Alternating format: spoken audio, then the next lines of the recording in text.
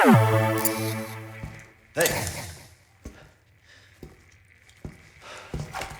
Necesito apoyo. I read you. ¿Quién soy? What's your situation? The hell's going on? With more than 10 re-releases since its debut in 2005, Resident Evil 4 is a game etched into the minds of many players. So it's perhaps a testament to the enduring quality of Shinji Mikami's masterpiece that, when we had the opportunity to play Capcom's inevitable Resi 4 remake recently, it was somewhat of a relief to discover how faithfully it appears to recreate the original game. Resident Evil's previous remakes, which tackled older games from the primitive days of 3D, expectedly took a less precious approach to overhauling designs from the source material. But here, the opening section of Resident Evil 4 Remake is almost exactly how we remember it in our head, to the point where we were able to locate hidden items based purely on memory of the original. But of course, this is only the game we think we remember. The level of detail here is light years beyond what Resident Evil 4 actually looks like in 2005. The demo opens with Leon, who looks a near one-to-one match with his CGI Netflix appearance, realistically pushing away tree branches as he wanders deeper into the forest, eventually encountering animal corpses that look so detailed they've had to be cut out from our footage here. Capcom has delivered some stunning games on its RE engine tech, but Resident Evil 4 might be its greatest achievement yet. But thankfully, the remake's dedication to the original appears to be more than skin deep. Many video game remakes in the past have sacrificed the spirit of their source material in the quest for ultra-realistic visuals, but from the moment Leon comedically dives headfirst out of a glass window, it's clear that Resident Evil 4 isn't likely to make the same mistake.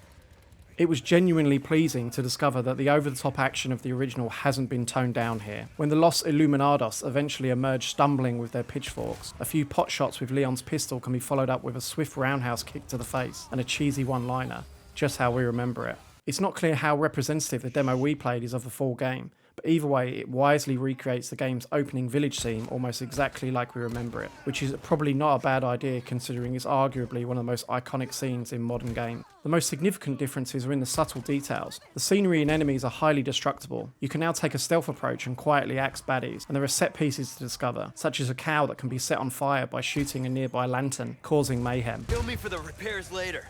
Capcom has also introduced elements of the knife system from Resident Evil 2, allowing players to counter attacks in brilliantly over-the-top fashion.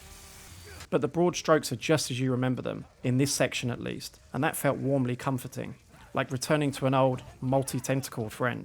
When the infamous chainsaw-wielding villager smashes onto the scene, we instinctively ran into the main house, Leon automatically barricading the door behind us. As our foe chops the entryway to pieces, we ran upstairs and grabbed the shotgun off the wall, just where it had always been, and made a swift exit out the window as villagers scrambled to put a ladder in place. It's here we glimpse a hint of how Capcom might be introducing a bit of Mr. X, the AI-controlled stalker from Resident Evil 2's remake, into Resi 4's chainsaw baddie, as our route triggers a cutscene where he uses his weapon to bring down the top level of a neighbouring building. The moment-to-moment combat here is still brilliant and hugely intense. There's a reason this game has been ported to virtually every console since its release. The mission in this segment is simply to survive, and quickly we find ourselves cornered, looking towards the sharp end of at least 5 pitchforks, wielding only a hand grenade. Seconds before death, our projectile explodes, violently clearing the room of foes and allowing us to escape down a nearby street. A brilliant moment.